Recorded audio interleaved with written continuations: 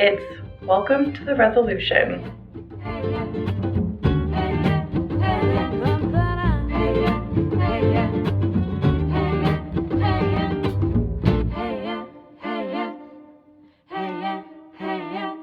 All right, welcome to the resolution. My name is Stuart. I'm here today with Jay Freeborne, a licensed tax professional, and Stephen Farwell, who is our resolution expert or one of them on staff.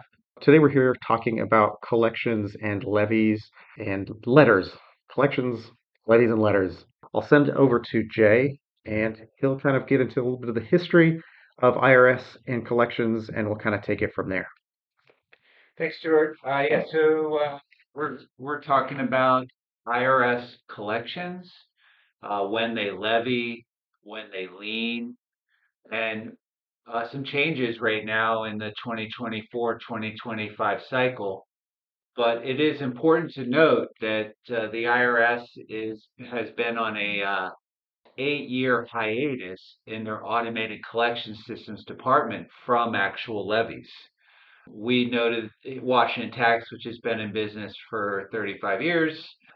We've noticed about 2016 automated collection systems levies kind of stopped after annoying people of the IRS for decades. It's been quite a long lapse since then. We have noticed that here at the end of 2024, going into 2025, that levies are happening. It's a big change. Now, historically, revenue officers, of course, who handle big cases, have been levying throughout all this time. Nothing's changed there per se. But anyway, I'm here with Stephen and Stuart. What kind of situation, Stephen, are you seeing as far as levies? Like what letters or what's going on there?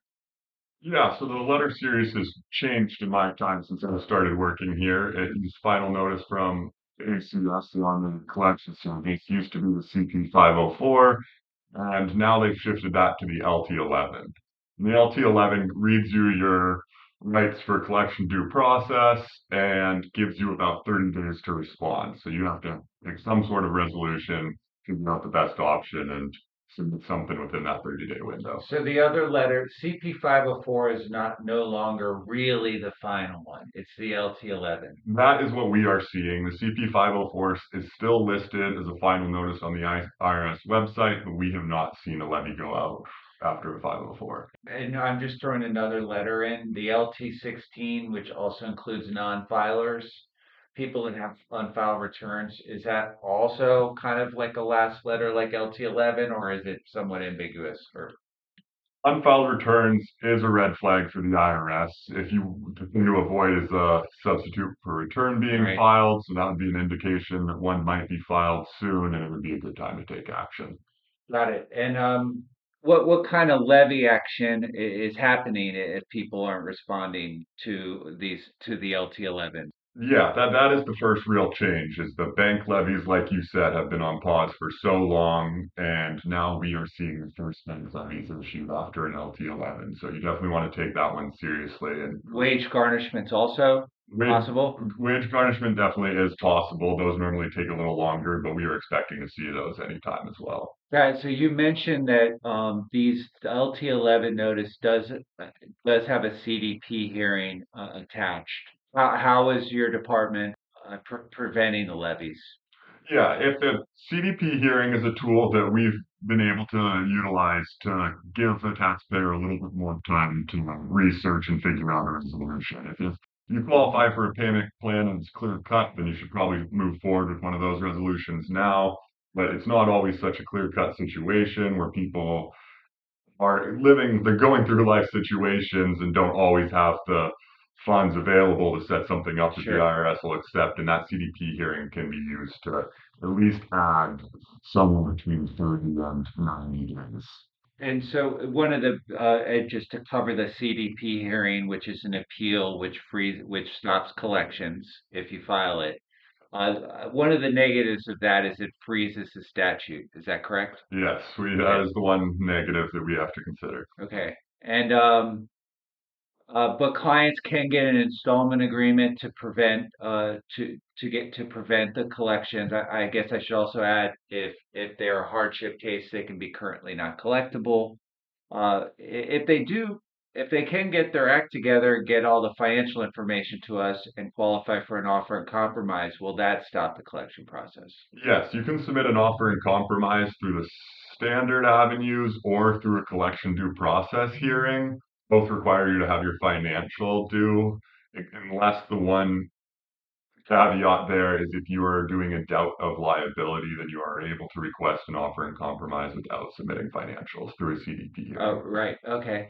And so, interesting. So it is possible, sorry, stupid question, to do an OIC with a CDP in Yes, tandem. yes, it sends it through a different division essentially. We're going to be exploring those as they come out of collections. Got it. And I guess a topic that many of our listeners might also just want to get validation on, in spite of all the collection stuff that we've discussed, clients can ask for a penalty abatement for reasonable cause. Nothing changes there. That's just a separate office that would get that, or Right, yeah. You want to, before you submit a penalty abatement, you want to make sure you have your information aligned with your tax history, be able right. to have the history that's happened. Sure. And then you want requirement for submitting a penalty abatement is having a payment plan in place or in full, or paying off the tax liability. Got it. Well, I guess I'll toot our horn a little bit. We have excellent software that we pay a lot of money for. All of our clients' transcripts come through that system, and we're able to monitor our client's case ongoingly. We have our transcripts pulled on every customer every week. Naturally, if we're doing a penalty waiver, we are going to pull the transcripts and verify that they meet the criteria and everything's cool. And we also monitor collections from that system as well. Yeah, no, the first time abatement is amazing, and the key So there, yeah, our system being able to identify that, and as you found recently, being able to know which year to ask for that first time abatement is important, which is true. what Our we're software emphasizing. will identify that, and we'll convey that to our client. Yeah, here end of 24, early 25, levies are coming through automated collections. First time we've seen in 8 years. Let's just segue to the revenue officers who've been levying all this time. What is your what's your queue or deadlines with collections? What's the give the listener what letters do they see from revenue officers they should be concerned about? Yeah, that final notice of intent to levy, the 1058 is that Uh-huh. notice, and Okay. once you receive one of those, it's similar to the LT11 where you have 30 days. All But if right. you are working with that RO, especially with representation and Yeah. providing the information they ask for, Yeah. they will delay that 30-day collection period. You do want to make sure you're responding to those notices. Cool. Yeah, I think our potential clients listening to this podcast, we're at watax.com or Washington Tax Services, a staff of enrolled agents and tax attorneys, been in business 35 years. Give us a call, 888-282-4697. I just want to have a quick discussion about collections. Be careful, check your letters, get us the power of attorney so we can protect you and monitor your case. Thanks, guys. Stuart, anything else? Yeah, so again, 888-282-4697 or watax.com, and you can contact us either way. There's a contact us page on our site. If you've got any issues regarding levies, if you got one of those letters, give us a call or shoot us an email. Thanks. Thanks, guys.